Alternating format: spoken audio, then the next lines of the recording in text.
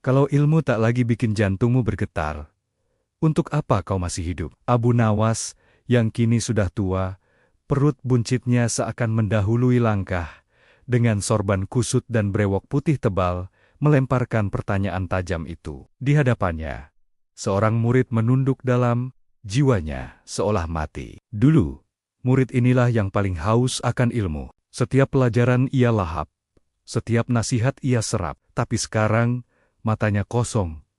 Ia merasa gagal, ia ditertawakan oleh dunia. Setiap doa yang ia panjatkan terasa hampa, tak sampai ke langit. Aku terus belajar, guru, tapi dunia sepertinya tetap menolakku, katanya lirih.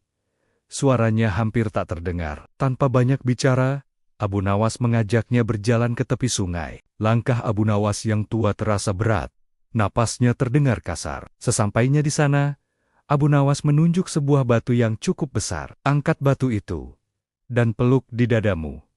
Perintahnya. Murid itu patuh. Pegang yang erat, kata Abu Nawas lagi, sambil menuntunnya masuk ke dalam air. Perlahan, air sungai mulai naik. Dari sebatas mata kaki hingga ke pinggang, lalu ke dada, arus mulai terasa mendorong tubuhnya. Lengan murid itu mulai gemetar menahan beban batu. Dadanya terasa sesak. Napasnya memburu. Batu itu terasa semakin berat, seakan ingin menenggelamkannya ke dasar. Ia panik. Ia hampir tenggelam. Dalam keputusasaan, ia berteriak, "Aku lepaskan." Begitu batu itu terlepas dari pelukannya, tubuhnya langsung mengapung. Napasnya kembali teratur. Di tepi sungai, Abu Nawas tertawa pendek, tawa yang penuh makna. "Itu semangatmu," katanya pelan. "Semangatmu tidak pernah hilang. Kau hanya memeluknya dengan cara yang salah."